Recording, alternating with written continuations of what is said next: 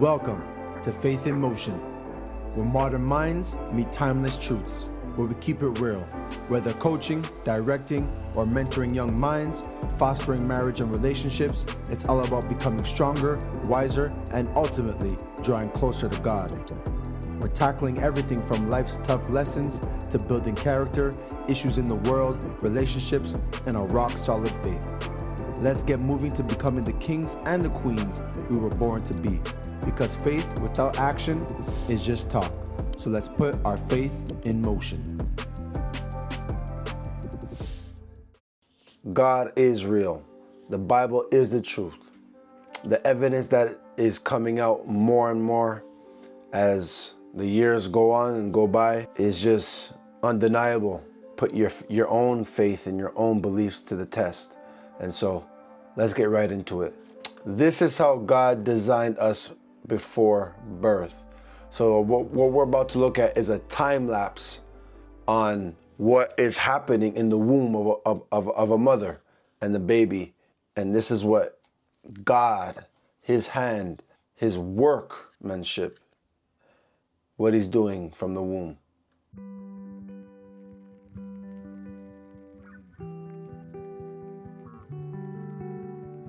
This is a 16-hour time lapse of an embryo forming its spinal cord. Psalms 139, God knit me together in the womb. Crazy. Watch that again. How can that be evolution? If that was evolution, it would take a intelligent nothing to be able to do something like that. Just miraculous. Bible verses that link with that, well, as you saw right there, let's start with Psalms 139, 13 to 14. For you created my inmost being. You knit me. Inmost being. Look at the wording God chooses. Inmost being. From the spine. You knit me together in my mother's womb. I am fearfully and wonderfully made. Yes, sir. Jeremiah 1:5. Before I formed you in the womb, I knew you. Before I formed you in the womb, I knew you. Before you were born, I set you apart. Mercy, Lord. Isaiah 44:2. This is what the Lord says. He who made you, who formed you in the womb. So we are not random. Obviously, we're intentional. God has designed us, and we're known by God before birth. Now, this next one is a young man making a video into basically showing us how everything in the world is put together. You know, when it comes to the human body, how it relates to nature, from the food that we eat, from the trees and the oxygen that we breathe in. God is definitely real. Have y'all ever noticed this? Okay, so this first one is kind of crazy. It's a bruise and it looks just like a galaxy. Goosebumps look just like cactus spikes. Your fingerprints look just like tree rings. The veins in your eyes look just like lightning. Your hand looks like leaves. And your lungs look just like trees. And did you know that your lungs and trees literally work together? What do I mean by this? When you breathe out something called carbon dioxide. And you know what trees breathe in? They breathe in carbon dioxide and they do whatever the trees do, and then they breathe out oxygen. And you know what we breathe in? Oxygen. So God made our lungs and trees to work together, and the way that everything just works together in this world, how could you say it's all a coincidence from a random explosion that happened out of nowhere? Not only that, but check this out. Walnuts look like your brain. Carrots look like your eye. Tomatoes look like your heart. Kidney beans look like your kidney. Celery looks like your bones. And guess what? All of those foods. So the fact that these vegetables and these food look like the body parts and look like the things that we're made out of should show you what you should be eating too. What we should be going back to, getting rid of the junk that we eat on a daily basis. What the world is eating, the American diet. We need to move from those things. All of those foods directly correlate to that body part and help that body part. They're actually beneficial for that body part. Not to mention, when you breathe, you're literally saying God's name. What do I mean by this? God's name in the original Hebrew language of the Bible is YHWH, which is what we would say Yahweh, but back then, since it had no vowels, they would say, wait. And what does that sound like? Does that sound like anything? Does it sound like a breath? That's exactly what it is. Every time you breathe, you're literally saying God's name. And not to mention, one of the first names for God in the Bible was I am. That's one of God's classic names. So you literally can't even tell someone who you are without first telling them about God. For example, I am Mike. Atheists can't even tell you they're an atheist without telling you about God first. Like if they said, I am an atheist. Well, you just told me about God before you told me about how you don't believe in him. All this to say, I'm done yapping. God's way too good. If I could thank him every second. Atheists, agnostic, whatever, all these people, you don't believe in God, but God is real anywho. Just as he says, you declare his name every time you breathe.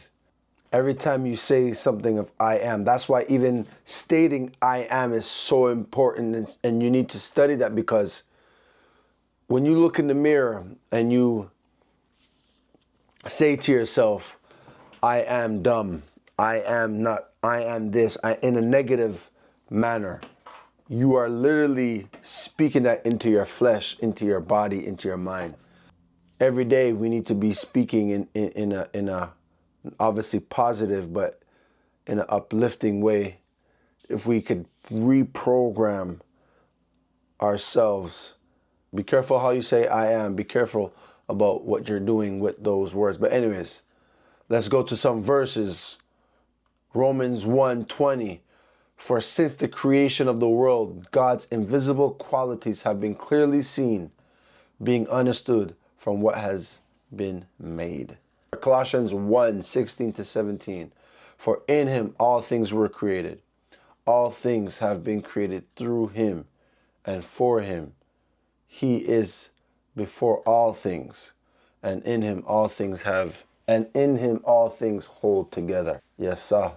It's talking about Yeshua HaMashiach. Job 12:7-10. Ask the animals, and they will teach you. In his hand is the life of every creature. So creation is not just random, obviously.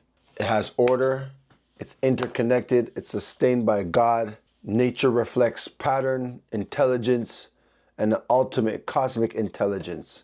Now, moving on to the Bible and the stories within the Bible. You know, I've done videos on this in the past, or I'll put a picture up on the video here that, you know, evidence that shows, clear evidence that shows that the story, the Bible is not just a book about spiritual enlightenment. The Bible is a historical book. History is the most important thing in the world. History is more important than anything else. More evidence that the Bible was right. Check this out. We have proof that the Red Sea crossing happened. Like proof, not just artifacts on the bottom. We had those. We had chariot wheels on the bottom of the Red Sea.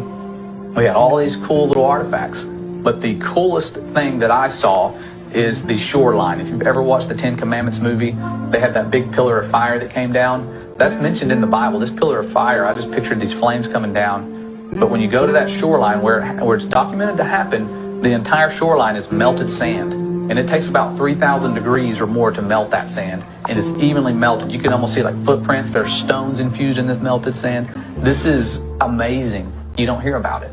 If it was a proof of evolution, it would be in every single textbook. So obviously these type of discoveries are not going to be put to the forefront. And so we already know. And where does it say this? In Exodus 13:21-22. By day the Lord went ahead of them. Who is them? It is the nation of Israel that was in Egypt for 400 years of captivity, of slavery. Right? So by day the Lord went ahead of them in a pillar of a cloud, and by night in a pillar of fire to give them light. Exodus 14:24. During the last watch of the night, the Lord looked down from the pillar of fire and cloud. Moving on to the next one. Mekugwan. He still has both sides. Look at that one.